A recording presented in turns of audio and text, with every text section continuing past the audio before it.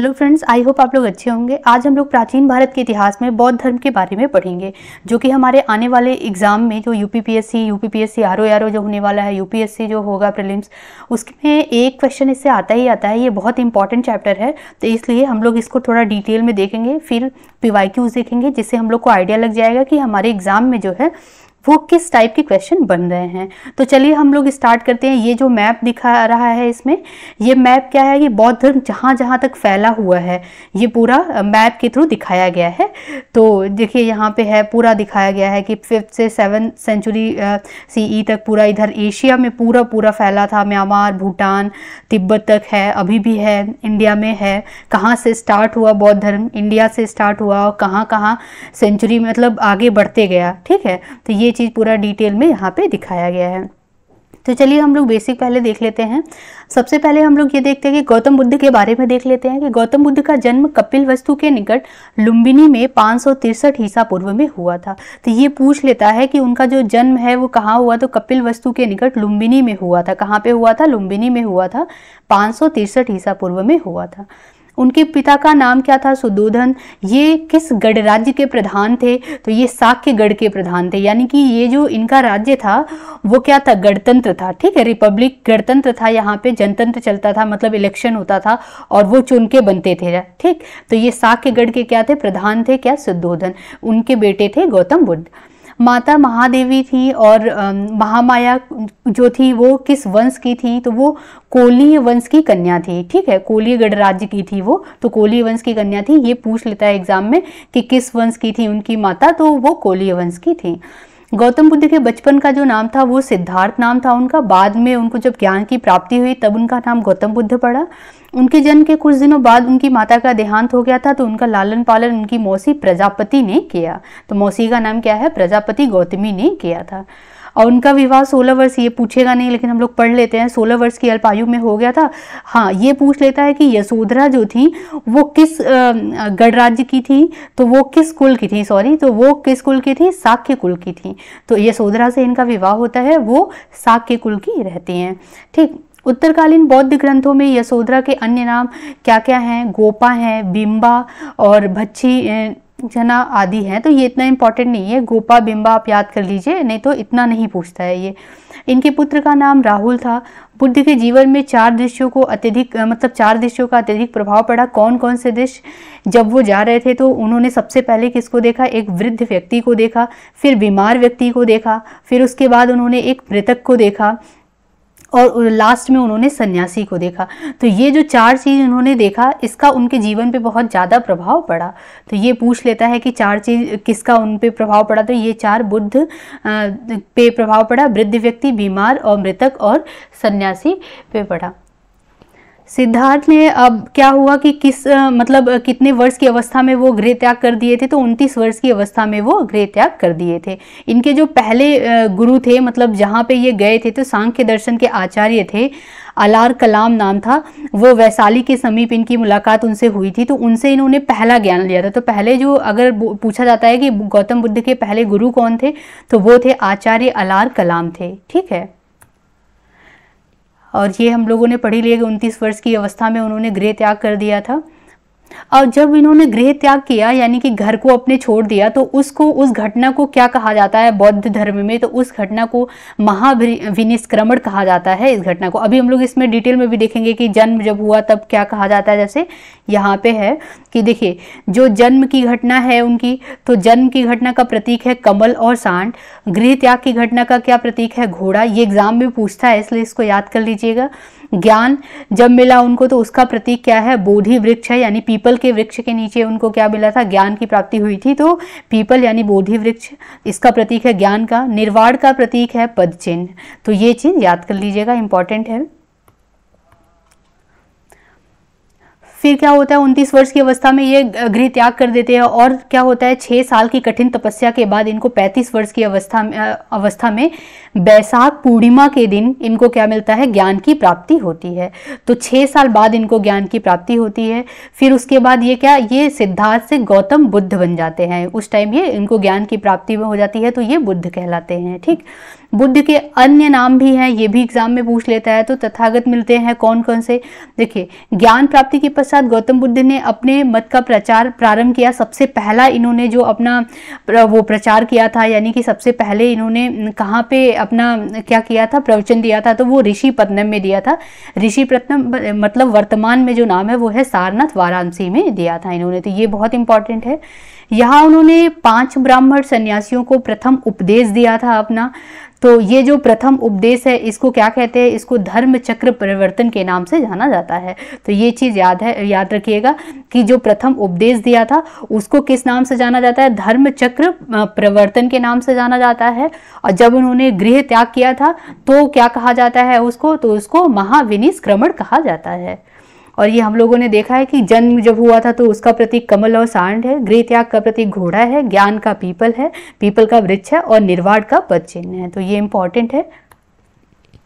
बुद्ध के प्रथम उपदेश को धर्म चक्र परिवर्तन की संख्या दी गई है। तो ये हम लोगों ने अभी पढ़ा कि कहाँ पे दिया था, सारनाथ में दिया था। उनका क्या उपदेश था, तो उन्होंने जो उपदेश दिया था वो दिया था कि पहला उनका उपदेश जो था वो था दुख के कारण और उसके समाधान से संबंधित था, कि मतलब दुख कैसे हो रहा है, दुख के कारण क्या है और उसके समाधान के उपाय के बारे में उन्होंने बताया था। इन्होंने 4 आर्य सत्य बताया था। ये सब जैसे एग्जाम में पूछ लेता है तो आप लोग इसको एक बार पढ़ लीजिए। क्या 4 आर्य सत्य था, दुख समुदाय, दुख निरोध, और क्या था, दुख निरोध गामिनी। ये इनका 4 आर्य सत्य था, मतलब 4 इन्होंने आर्य सत्य दिए थे, ये था। ठीक है। बुद्ध के अनुसार दुख का मूल कारण क्या है, अविद्या है। और मतलब इन्होंने ये कहा था कि अविद्या यानी कि ज्ञान, अज्ञान, अविद्या का मतलब अज्ञान हुआ, अज्ञानता, मतलब ज्ञान है अगर आपके पास तो दुख नहीं है। अगर दुख का मूल कारण इन्होंने बताया था बुद्ध के अनुसार अविद्या था, यानी अज्ञान।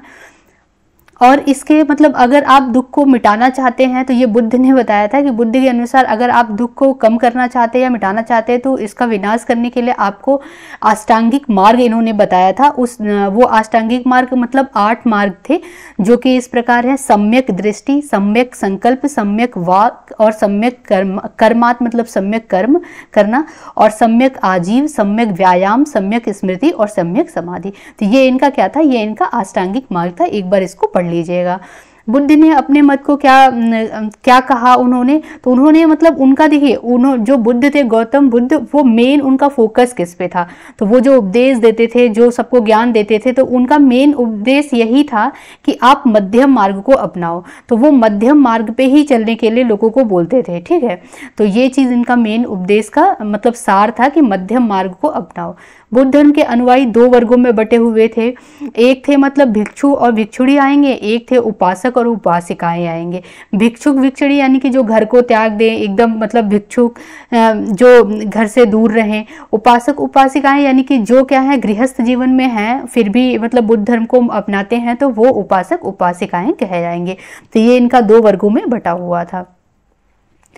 परंपरा नियम में आस्था रखने वाले को क्या कहा गया, देखो अब यहाँ पे जो है ना परंपरागत, ये जो है अभी हम लोग बाद में आगे पढ़ेंगे स्लाइड में कि इसमें क्या है। देखिए स्टार्टिंग में क्या होता है कि जो परंपरागत नियम है, कुछ नियम थे बौद्ध धर्म में जो कि डिटेल में हम लोग को नहीं पढ़ना है, एग्जाम में नहीं आता है इतना।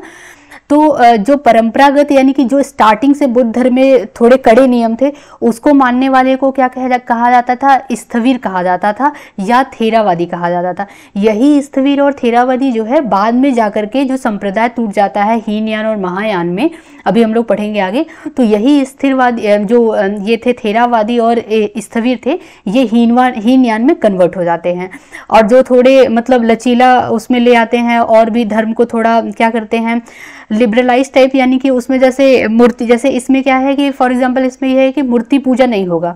किसका, बुद्ध धर्म में क्या है, जो इस थेरावादी थे वो क्या मानते थे कि मूर्ति पूजा नहीं करेंगे हम लोग, और क्या है और भी जो मतलब जो गृहस्थ जीवन के लोग हैं वो इसमें नहीं आएंगे। इसमें ये था कि मोक्ष की प्राप्ति के लिए आपको क्या करना पड़ेगा कि कठोर तपस्या करना पड़ेगा, बहुत चीज़ें त्याग करनी पड़ेगी।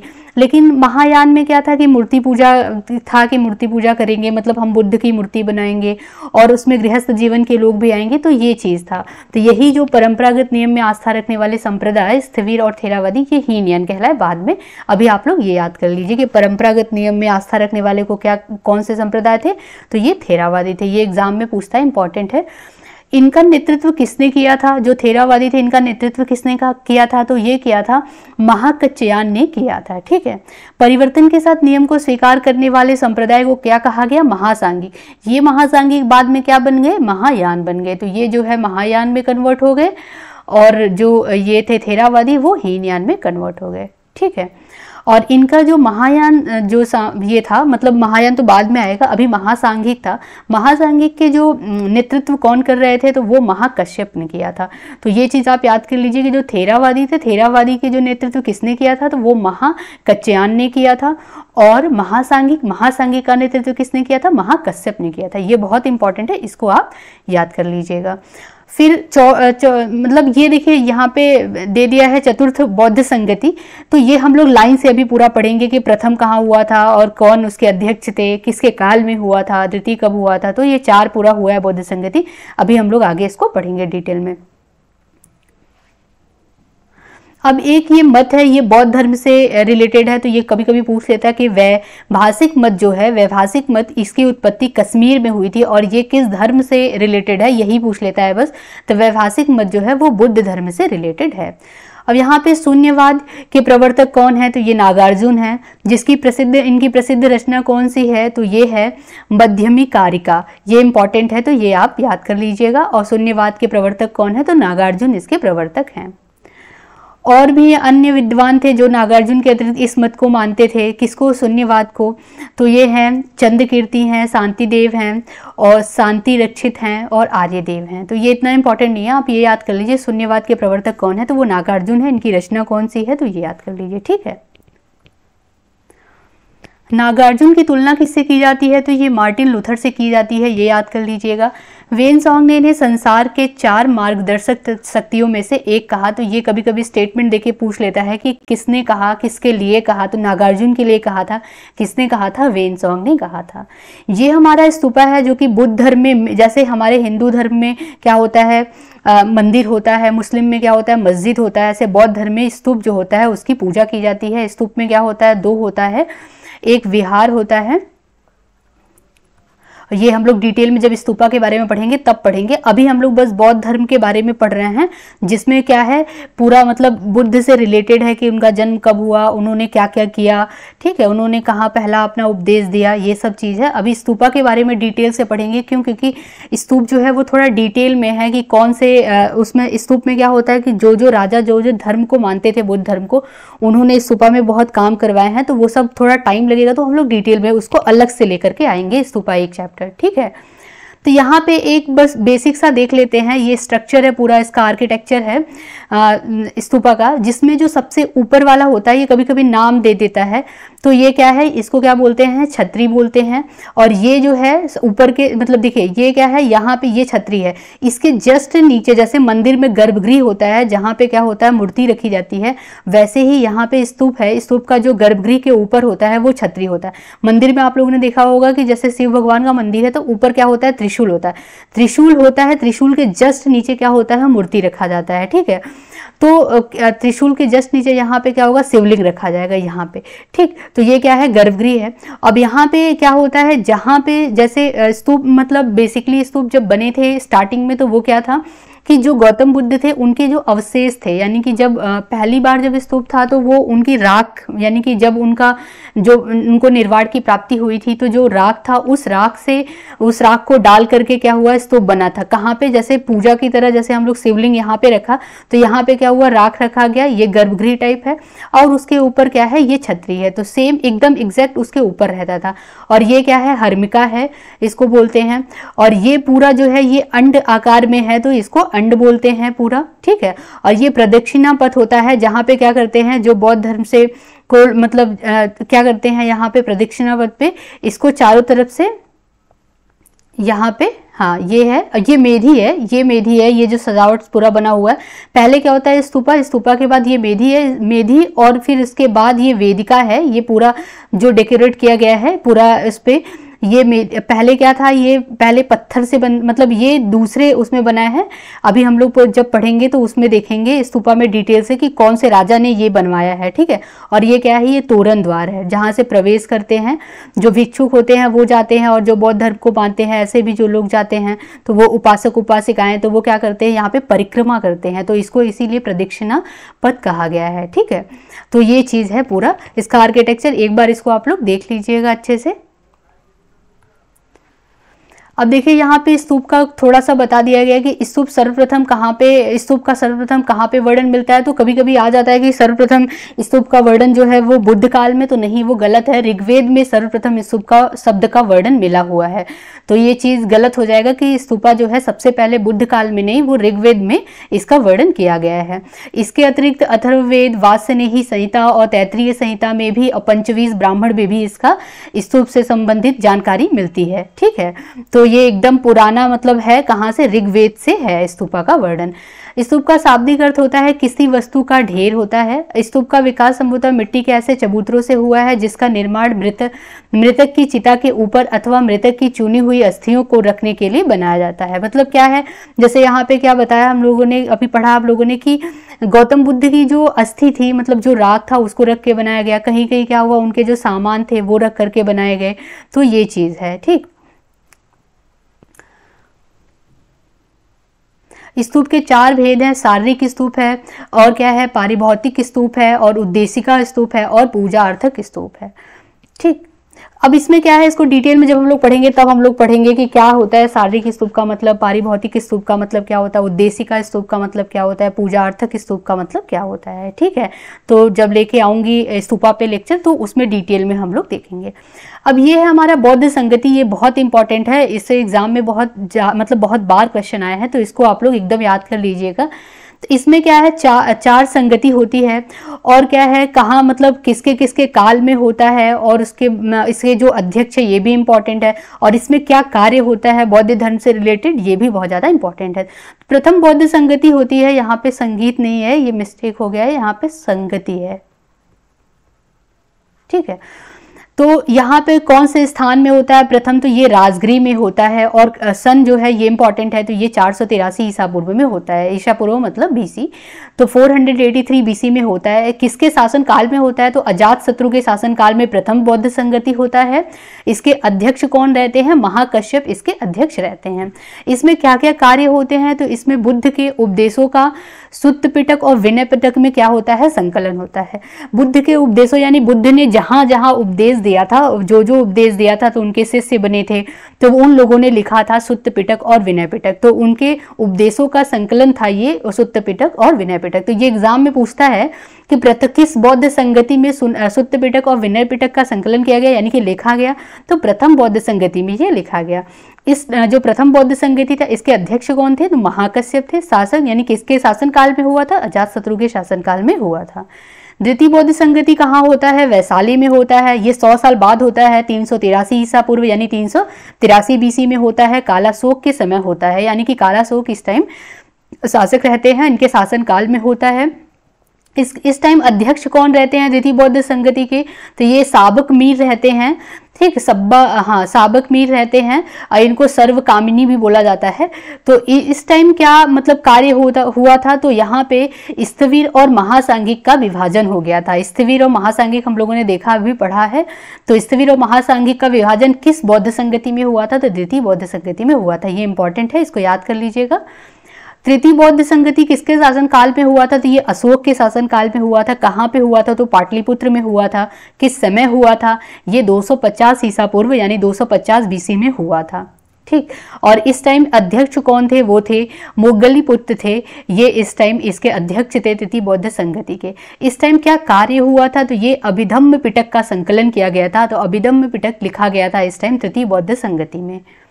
चतुर्थ बौद्ध संगति कहाँ पे हुआ था, ये कश्मीर में हुआ था, कुंडल वन कश्मीर में हुआ था, और ये हुआ था 72 ईस्वी में हुआ था, ठीक है, 72 एडी में हुआ था। और किस शासनकाल मतलब किसके शासनकाल में हुआ था, तो कनिष्क के शासनकाल में हुआ था। इसके अध्यक्ष कौन थे, तो वसुमित्र इसके अध्यक्ष थे। और इस टाइम क्या हुआ था, तो इस टाइम संघ में हीनयान और महायान संप्रदायों में विभाजन हो गया था। तो ये आप लोग याद कर लीजिए कि द्वितीय बौद्ध संगति में स्थविर और महासांघिक का विभाजन हुआ था। चतुर्थ बौद्ध संगति में क्या हुआ था, हीनयान और महायान का विभाजन हुआ था। प्रथम बौद्ध संगति में क्या लिखा गया था, सुत्त पिटक और विनय पिटक लिखा गया था। और द्वितीय बौद्ध संगति में तो पता ही है स्थविर और महासांघिक। तृतीय में क्या लिखा गया था, मतलब ये याद कर लीजिए कि देखिए जो ऑड है प्रथम और तृतीय, इसमें क्या हुआ, इसमें इनके मतलब इसमें क्या लिखा गया, देखिए सुत्त पिटक और विनय पिटक। और तृतीय में क्या लिखा गया, अभिधम्म पिटक लिखा गया। और द्वितीय और चतुर्थ में क्या हुआ, यहाँ पे विभाजन हुआ स्थविर और महासांघिक का। चतुर्थ में क्या हुआ, हीनयान और महायान संप्रदायों का विभाजन हो गया। तो ये इसको याद कर लीजिएगा।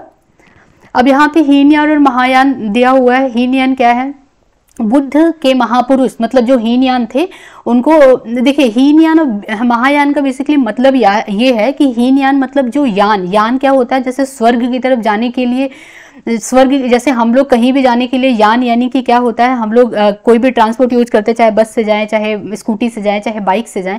अब यहाँ पे स्वर्ग की तरफ जाने के लिए यान यानी कि उड़ने वाला यान का प्रयोग किया गया है यहाँ पे। तो हीनयान का मतलब है कि बहुत कम लोग ही जो है वो स्वर्ग की तरफ जाएंगे, यानी कि जो बहुत कठिन तपस्या करेंगे और बहुत मतलब इसमें बहुत रिस्ट्रिक्शन है। महायान का मतलब ये है कि यहाँ पे क्या कहा गया कि मतलब हाँ, ये यान जो है वो बहुत बड़ा है, इसमें क्या है बहुत ज़्यादा लोग जो है वो स्वर्ग की तरफ जाएंगे, ये एक अवधारणा है। तो यहाँ पे क्या है, देखिए हीनयान क्या है, बुद्ध एक महापुरुष है यहाँ पे माना गया। हीनयान में बुद्ध को महापुरुष माना गया है, भगवान नहीं माना गया, यानी देवता नहीं माना गया। तो ये बहुत इंपॉर्टेंट है, आप लोग इसको याद कर लीजिएगा कि किसमें हीनयान में बुद्ध को महापुरुष माना गया है, देवता नहीं माना गया है। अब यहाँ पे क्या है, व्यक्तिवादी धर्म सभी अपने प्रयत्नों से मोक्ष प्राप्त करना चाहिए, मतलब व्यक्तिवादी धर्म को सभी को, यानी कि यहाँ पे कठिन तपस्या करो। जैसे देखिए मूर्ति पूजा यहाँ पे नहीं करना है, और भक्ति में हाँ मूर्ति पूजा में विश्वास नहीं है, यहाँ पे क्या है तपस्या करो उसमें। अब बुद्ध जो है वो क्या है, महापुरुष है, भगवान नहीं है, ये चीज याद कर लीजिए। अब यहाँ पे जो साधन पद्धति यानी कि आपको अगर मोक्ष प्राप्त करना है तो अत्यंत कठोर, मतलब क्या करना पड़ेगा, कठोर तपस्या करना पड़ेगा। भिक्षु आप रहेंगे तभी, मतलब भिक्षु या भिक्षुणी तभी आपको ही मतलब क्या मिलेगा, मोक्ष की प्राप्ति होगी। तो ये चीज़ यहाँ पे है। और इनके जो आदर्श थे हीनयान के, वो थे अरहत जो थे इनके आदर्श, मतलब क्या थे, अरहत को प्राप्त करना, ये क्या है इनका आदर्श था कि मतलब आप कठोर तपस्या कीजिए और अरहत यानी कि ज्ञान को प्राप्त कीजिए। ठीक है। अब महायान में क्या है, महायान के जो अनुयायी थे, जो महायान मानते थे, वो क्या, वो बुद्ध को देवता के रूप में देखते थे। और उनका उद्देश्य क्या था कि मानव कल्याण करना, यानी कि सभी मनुष्यों का कल्याण करना। मूर्ति पूजा वो मानते थे ना, तो उन्होंने ये कहा कि मूर्ति पूजा का विधान जो है ये मोक्ष के लिए बुद्ध की कृपा है, यानी कि मोक्ष प्राप्त करना तो आप मूर्ति पूजा कीजिए, ये चीज़ महायान में माना गया। और सिद्धांत में यहाँ पे मतलब जो थोड़े लचीलापन था, सरल था, सुलभ था। और यहाँ पे क्या, जो भिक्षु तथा उपासक को भी यहाँ पे महत्व दिया गया। उपासक यानी कि जो गृहस्थ जीवन के थे, जो बिताते थे, उनको भी यहाँ पे महत्व दिया गया है। ठीक है। और इसमें क्या है, इनके जो आदर्श हैं वो बोधिसत्व है। तो बोधिसत्व जो है वो महायान शाखा से रिलेटेड है, यानी महायान शाखा से संबंधित है। इनकी जो साहित्य थी, जो महायान शाखा में जो साहित्य लिखी गई वो संस्कृत भाषा में लिखी गई। ये बहुत इंपॉर्टेंट है, लोग कंफ्यूज हो जाते हैं कि जो पहले महायान शाखा में लोग को लगता है कि पाली भाषा में लिखा हुआ है, नहीं, महायान शाखा में संस्कृत भाषा में लिखा गया है साहित्य जितने भी लिखे गए हैं। और हीनयान में जो है किस भाषा में लिखा गया, तो पाली भाषा में, ज़्यादातर साहित्य पाली भाषा में लिखे गए हैं। तो इसको आप लोग एक बार पढ़ लीजिएगा। अब यहाँ पे प्राचीन बौद्ध विश्वविद्यालय दिए हुए हैं और उसके संस्थापक और वो कहाँ पे लोकेटेड है, यानी कहाँ अवस्थित है, ये चीज़ दिया गया है। जैसे नालंदा विश्वविद्यालय, ये बौद्ध धर्म से रिलेटेड है, मतलब बौद्ध धर्म, प्राचीन बौद्ध विश्वविद्यालय है, तो ये सारे बौद्ध धर्म से रिलेटेड है। नालंदा, ये इसके संस्थापक नालंदा विश्वविद्यालय के कुमारगुप्त प्रथम थे। कहाँ पे है लोकेटेड, तो ये बिहार में स्थित है। उदंतपुरी विश्वविद्यालय, ये इसके संस्थापक गोपाल थे, पाल वंश के थे गोपाल, और ये बिहार में है। फिर विक्रमशिला जो है वो इसके संस्थापक धर्मपाल थे और ये भी बिहार में है। सोमापुरी ये कहाँ पे, मतलब इसके संस्थापक कौन थे, तो धर्मपाल इसके संस्थापक थे। ये बंगाल में है, तो ये अवस्थित कहाँ पे है, ये बिहार में नहीं है, बंगाल में अवस्थित है सोमापुरी। इसके संस्थापक कौन थे सोमापुरी विश्वविद्यालय के, धर्मपाल थे। वल्लभी विश्वविद्यालय, इसके संस्थापक थे भट्टारक, और ये गुजरात में अवस्थित है। तो ये सारे इंपॉर्टेंट है, इसको आप लर्न कर लीजिएगा। अब देखिए यहाँ पे प्रमुख बोधिसत्व के नाम दिए हैं, ये बहुत इंपॉर्टेंट है। बोधिसत्व का मतलब आप लोग समझ गए होंगे। बोधिसत्व मतलब क्या है, जो महायान शाखा से रिलेटेड है, जो महायान शाखा को मानते हैं। बोधिसत्व वाले क्या करते हैं, यानी कि जो मूर्ति बनाते हैं, ठीक है। तो अवलोकितेश्वर जो है, और मंजूश्री है, व्रजपाणी है, क्षितिगृह है, मैत्रेय, और क्या है, अभिताभ, ठीक। तो ये क्या है, मैत्रेय जो है ये भावी बुद्ध माना गया है इनको। तो ये है क्या, ये किससे रिलेटेड है, तो ये बोधिसत्व से रिलेटेड है, यानी बोधिसत्व इनको कहा जाता है। अवलोकितेश्वर को कहा जाता है, मंजूश्री को, और वज्रपाणी, क्षितिग्रह, मैत्रेय और अभिताभ को। ये लोग किससे रिलेटेड, तो महायान शाखा से रिलेटेड हैं। तो आई होप आप लोग को ये समझ आया होगा। अब देखिए हम लोग ये देख लेते हैं कि ये संप्रदाय है, ये भी अलग से है, मतलब ये क्या है, इसमें एग्जाम में पूछ लेता है कुछ कुछ संप्रदाय। तो ये बौद्ध धर्म से रिलेटेड नहीं है, ये अलग संप्रदाय है। तो ये हम लोग थोड़ा पढ़ लेते हैं, इसको याद कर लीजिएगा आप लोग। जैसे भौतिकवादी संप्रदाय था, इसके संस्थापक थे अजीत केस कंबलिन थे। देखिए ये है क्या, ये जो संप्रदाय है ये बौद्ध धर्म और जो जैन धर्म था उससे रिलेटेड ही है। मतलब क्या है कि बौद्ध धर्म, वो कुछ लोग इसमें से बौद्ध धर्म मानते थे, फिर उनको समझ नहीं आया तो वो उन्होंने अपना अलग संप्रदाय बना लिया। कुछ लोग थे जो जैन धर्म मानते थे, उनको समझ नहीं आया तो वो क्या किया, अपना अलग संप्रदाय बना लिए। तो वही चीज है कि इसमें से सबसे ज्यादा जो इंपॉर्टेंट है वो है आजीवक संप्रदाय। आजीवक संप्रदाय या नियतिवादी, ये संप्रदाय का मानना ये है कि मतलब इसमें नियति, यानी कि यहाँ पे क्या है, नियतिवादी का मतलब ये जो भी आपके जीवन में होना है वो पहले से निर्धारित है। ये आजीवक संप्रदाय का मानना है। इसके संस्थापक बहुत इंपॉर्टेंट, ये आप एकदम इसको लर्न कर लीजिएगा। मक्खली गोसाल जो है इसके संस्थापक हैं। इसमें क्या कहा गया है, वही चीज है कि जो भी आपके जीवन में होना है वो पूर्व निर्धारित है। ये इस संप्रदाय का मानना था, आजीवक संप्रदाय या नियतिवादी संप्रदाय भी इसको कहा जाता है, ठीक। एक है अक्रियावादी संप्रदाय, इसके जो संस्थापक थे ये थे पूरण कश्यप थे इसके संस्थापक। इसमें इसका मुख्य विचार ये था, न तो कर्म होता है और न ही क्या होता है, पुनर्जन्म होता है। तो इस संप्रदाय का मानना था कि न तो कर्म होता है न तो पुनर्जन्म होता है। भौतिकवादी संप्रदाय, इसमें क्या है, अच्छे या बुरे कर्मों का कोई फल नहीं होता, अधिकतम सुख प्राप्त करना चाहिए। ये भौतिकवादी संप्रदाय इसके नाम से ही लग रहा है, तो ये इसका मुख्य विचार था, ठीक। तो इसमें और ये सब इंपॉर्टेंट नहीं है, बस आजीवक आप लोग याद कर लीजिएगा, ये इंपॉर्टेंट है। इसके संस्थापक कौन थे, मक्खली गोसाल थे। नियतिवादी भी कहते हैं, तो इससे आपको याद हो जाएगा कि जो कुछ होना है जीवन में वो पहले से निर्धारित है।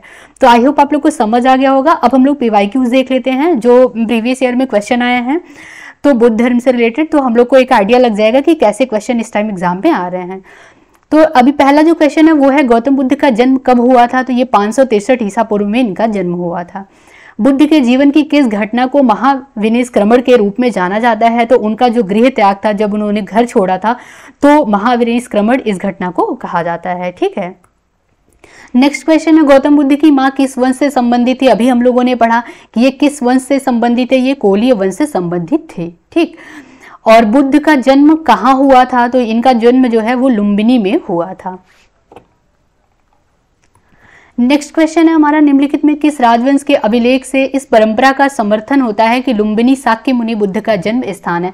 मतलब किस अभिलेख से पता चलता है, या किस राजवंश यानी किसके शासनकाल में जो अभिलेख लगा था उससे पता चलता है, किस इंस्क्रिप्शन से, कि ये जो बुद्ध का जन्म है वो लुम्बिनी में हुआ था। तो वो मौर्य जो राजवंश थे उनके अभिलेख से पता चलता है कि लुम्बिनी में इनका जन्म हुआ था। और कौन से अभिलेख से पता चलता है, तो रुम्मन देवी अभिलेख से पता चलता है। तो रुम्मन देवी अभिलेख जो है इससे पता चलता है। ये मौर्य वंशी, ये किसने ये अभिलेख इंस्क्रिप्शन जो लगवाए थे, तो ये अभिलेख अशोक ने लगवाया था। अशोक मौर्य वंशी थे, मतलब मौर्य काल के थे, और इन्होंने लगवाया था। इसमें लिखा गया है कि जो बुद्ध का जन्म है वो लुम्बिनी शाक्य मुनि यानी कि लुम्बिनी में इनका जन्म हुआ है। महात्मा बुद्ध का महापरिनिर्वाण किसके गणतंत्र में हुआ है, तो ये किसके गणतंत्र में, मल्लों के गणतंत्र में इनका महापरिनिर्वाण हुआ है। महापरिनिर्वाण मंदिर कहाँ पे अवस्थित है, तो ये है कुशीनगर में ये मंदिर अवस्थित है। नेक्स्ट क्वेश्चन है, बुद्ध द्वारा रूपांतरित निम्न व्यक्तियों में से कौन सा अंतिम था, यानी कि बुद्ध ने किसे अंतिम ज्ञान दिया था, तो वो थे सुभद्र, जो थे वो अंतिम व्यक्ति थे जिनको बुद्ध ने ज्ञान दिया था। तो आई होप आप लोग को समझ आया होगा। आज हम लोग यहीं तक रखते हैं, फिर मैं नेक्स्ट लेक्चर में लेके आऊंगी। तब तक के लिए धन्यवाद।